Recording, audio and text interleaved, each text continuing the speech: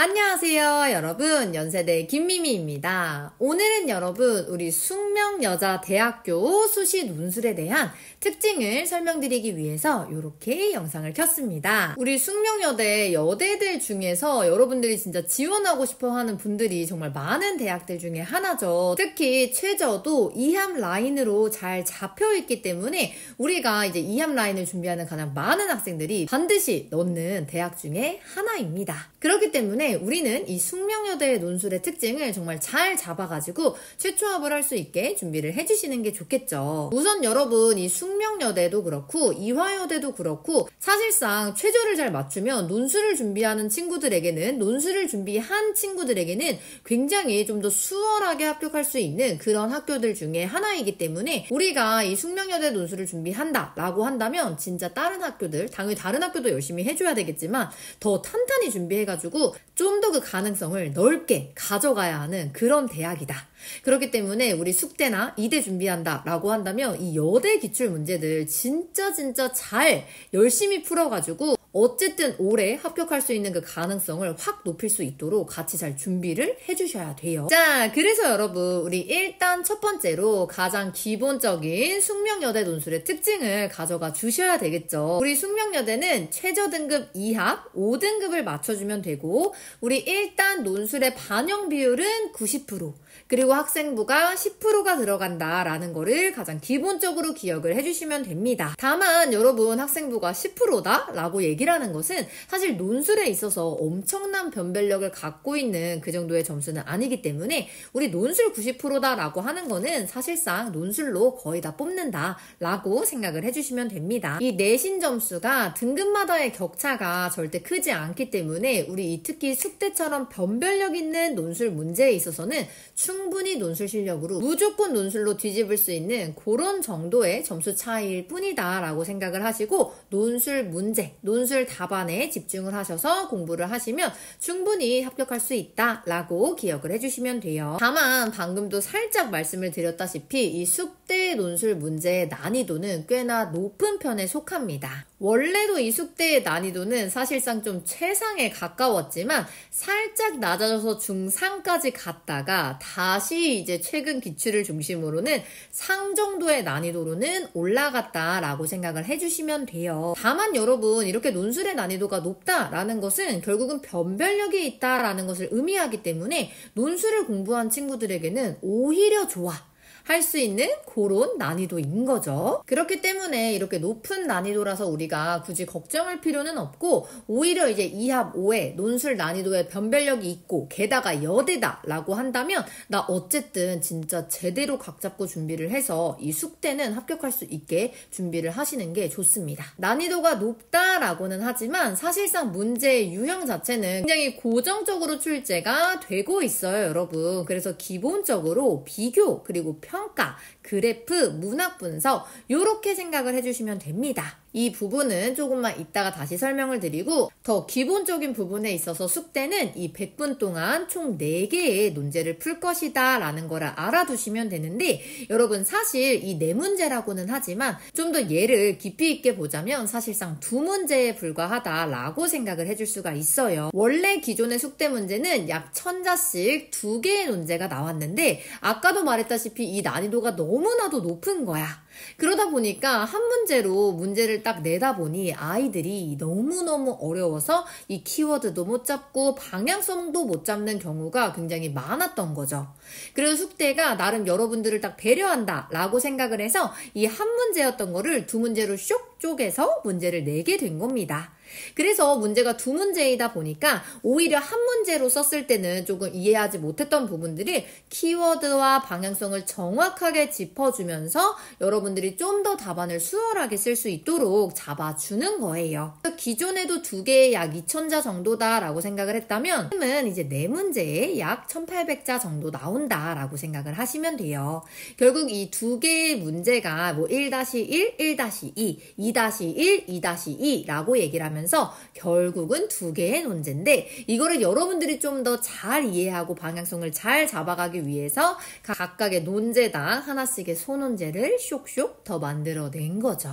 결국은 사실상 문제의 유형이 바뀐 것은 아니다. 이 문제의 개수만 바뀌었을 뿐이지 오히려 우리한테는 수월하게 문제를 더 풀 수 있는 방향으로 바뀌었더라 라고 생각을 해주시면 됩니다. 어쨌든 그래서 1-1번, 2-1번은 약 300자 내외, 이 1-2번, 2-2번은 약 600자 내외로 총 900자 내외로 이제 문제를 푼다고 생각을 해주시면 되고, 앞서 말씀을 드린 것처럼 결국 문제의 유형은 이제 키워드를 잡아서 비교를 하거나 혹은 평가를 하거나 그래프를 분석하거나 문학작품을 분석하는 방향으로 나아가기 때문에 이렇게 고정된 형식이 있는 논제 같은 경우에 우리가 충분히 템플릿을 숙지하고 전개 순서를 외워서 답안을 수월하게 작성을 해 나갈 수가 있죠. 이런 학교는 오히려 정말 너무 좋은 거야.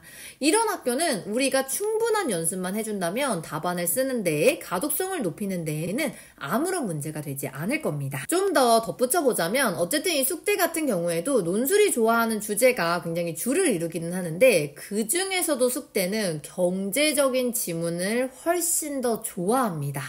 근데 이제 학생들의 입장에서는 사실 제일 어려운 게 경제 지문, 그리고 법과 관련된 지문, 그리고 마지막으로 언어랑 관련된 지문이란 말이야.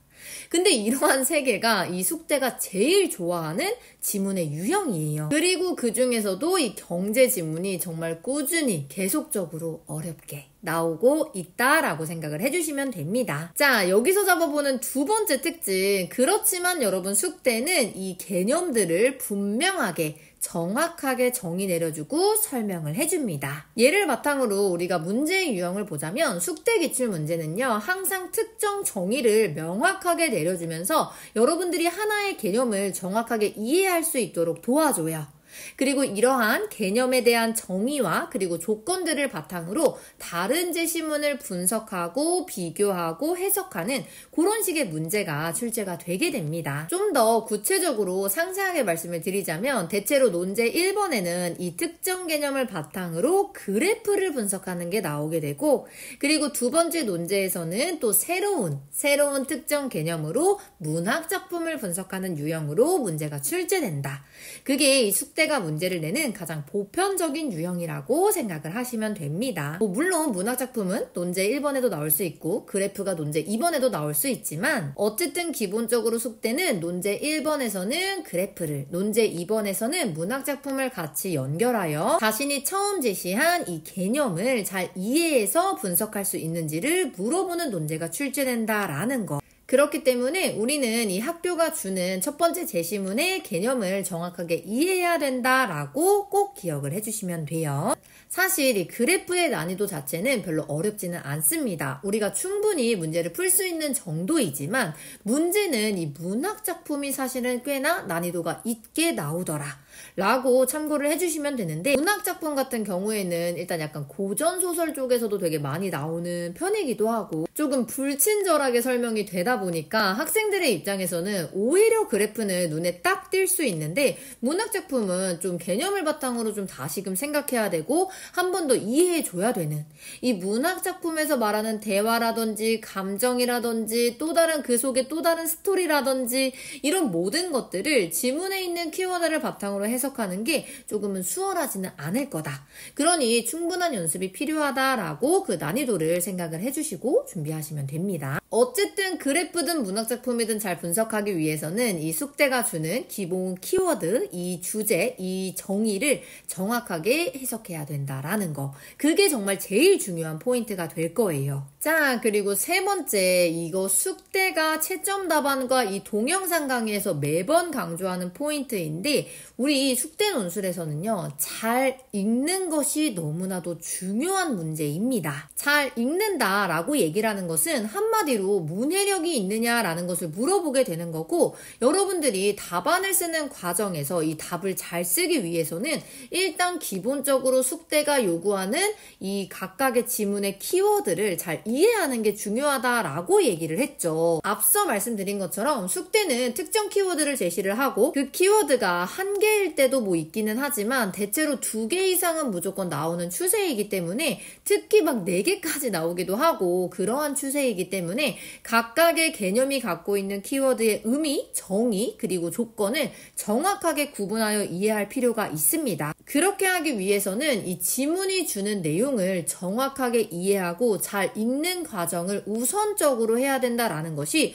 숙대가 직접적으로 제시하고 있는 채점 기준이에요. 지금은 그 채점 기준이 좀 사라지기는 했지만 기존의 기출문제 같은 경우에는 그 채점 기준에 당위적인 글쓰기가 아닌 분석을 할 것이라는 채점 기준이 있었습니다.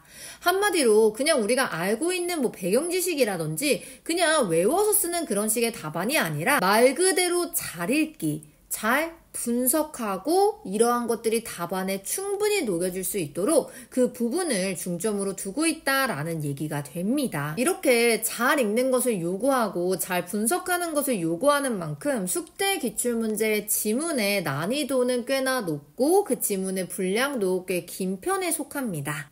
근데 또 문제를 풀어야 되는 시간은 고작 100분밖에 없으니까 우리가 얼마나 한 번에 집중을 빡 해서 제대로 주장과 근거를 잡아주고 조건을 잡아줘야 되는지 그 부분을 우리가 정확하게 알 수가 있겠죠. 그러니까 이 숙대는 정말 여러분들의 논술 실력을 보는 그런 학교라고 생각을 해주셔야 됩니다. 내가 얼마나 잘 읽고 그리고 얼마나 잘 답안에 쓰는지 그 연습이 완성도가 높게 이루어지지 않으면 사실상 이 숙대의 기출문제를 푸는 것은 의미가 없다라는 거. 그러니까 우리는 정말 이 숙대의 기출문제를 반복적으로 풀어나가면서 논술 준비를 제대로 해야 된다라는 거. 그리고 숙대는 그런 학생들을 원한다라는 거를 꼭 기억해 주시면 됩니다.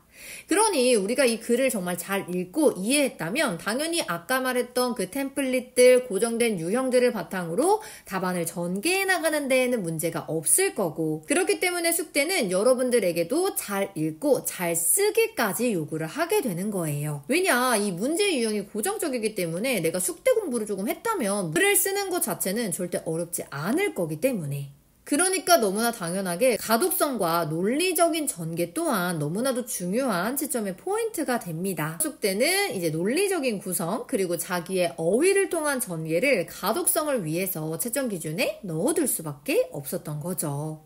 그리고 숙대는 조금 더 세부적으로 이제 띄어쓰기라든지 맞춤법이라든지 원고지 사용법이라든지 또 글씨체의 좀 꼼꼼한 부분까지 여러분들에게 요구하기도 합니다. 이런 것들이 굉장히 상세하게 채점 기준에 들어가 있어요, 여러분. 물론 글씨체는 뭐 알아볼 수만 있게 쓰시면 되겠지만 이 원고지 사용법 그리고 맞춤법 이러한 부분들은 꽤나 좀 더 까다롭게 보는 학교 중에 하나다. 이렇게 기억을 하시면 됩니다. 그러니까 마지막 네 번째 이 숙대의 채점 기준은요. 무려 9등급에 걸쳐서 평가를 하게 됩니다. 굉장히 엄격한 채점 기준을 갖고 있다라고 생각을 하셔야 돼요, 여러분. 그러니까 그만큼 이 숙대 논술은 우리가 정말 많은 준비가 필요하고 그리고 그렇게 난이도가 있는 만큼 우리가 충분히 변별력을 갖춰서 답안을 쓸 수 있다라는 점. 그럼에도 논술이 좋아하는 문제의 유형이 등장을 하고 지문의 유형이 등장을 하기 때문에 내가 논술 공부를 했다라고 하는 친구라면 오히려 진짜 변별력 있게 합격을 가져갈 수 있는 너무나도 좋은 대학이라고 생각을 해주셔야 됩니다.